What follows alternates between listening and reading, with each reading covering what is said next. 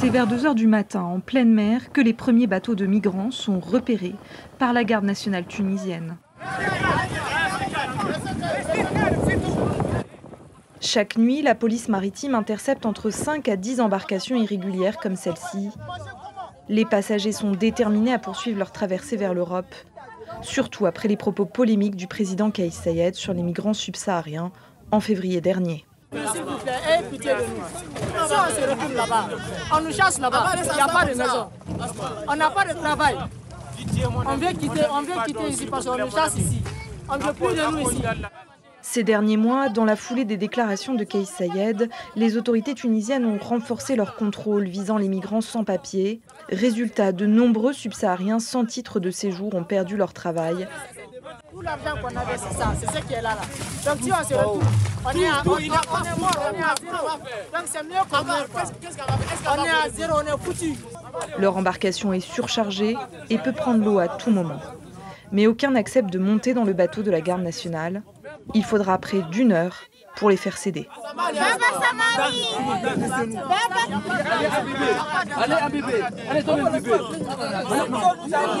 À l'aube, nous croisons un autre bateau intercepté, des Tunisiens cette fois.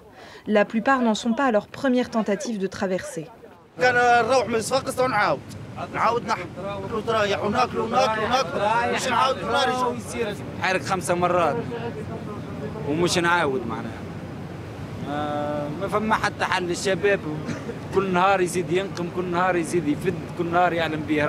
De retour au port de Sfax, les gardes-côtes ramènent plus de 300 migrants avec eux.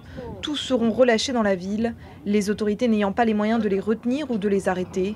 Un scénario qui se répète chaque jour. En 2023, rien que les 3 premiers mois de l'année, les gardes-côtes ont intercepté plus de 14 000 migrants, un chiffre 5 fois plus élevé qu'à la même période, 1 an plus tôt. À Tunis, nous retrouvons le porte-parole de la garde nationale. Il nous explique les difficultés croissantes à gérer les réseaux de passeurs. Cela commence déjà à terre, avant la mer. La garde nationale a stoppé de nombreuses traversées clandestines à partir des démantèlements de réseaux dans les maisons où les migrants attendent les départs ou dans les forêts à proximité des côtes. À Sfax, ces réseaux se sont multipliés. Dans cette ville d'industrie et de pêche, la matière première pour construire les bateaux est déjà présente.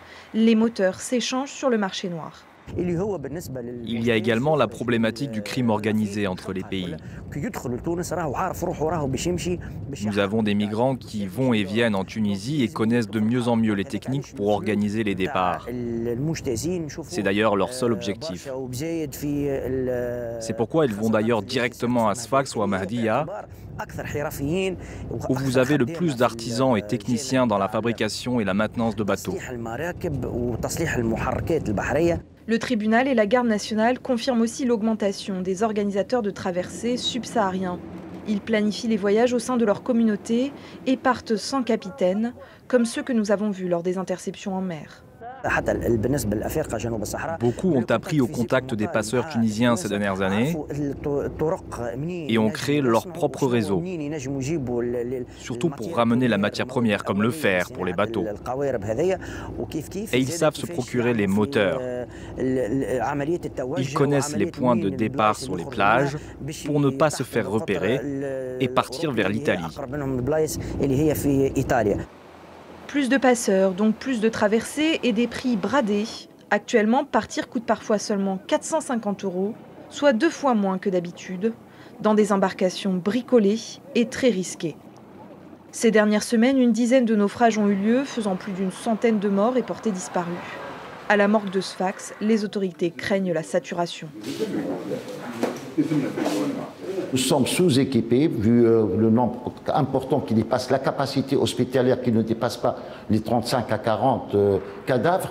Donc on doit avoir une autre alternative pour mettre ces cadavres dans des conditions de réfrigération bien dans les normes.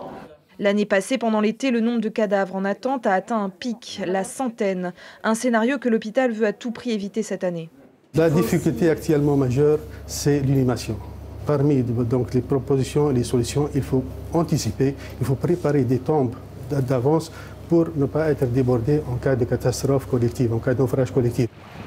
Pour les rares rescapés, avoir frôlé la mort ne dissuade pas de retenter une traversée. Lionel, Camerounais, fait une prière pour ses amis morts dans un naufrage fin mars. Il est le seul survivant parmi eux. Il témoigne anonymement car il veut repartir. Étant sur l'eau, on a rencontré plusieurs bateaux. Je sais pas, je crois les bateaux, les pêcheurs en général, je crois italiens, qui ne nous ont pas aidés. Malgré l'état de la mer, ils s'en foutaient pas mal. On a fait naufrage dans la nuit. Et dans la nuit, c'est pas facile de s'en sortir. C'est aussi ça qui a entraîné la mort de plein d'entre nous.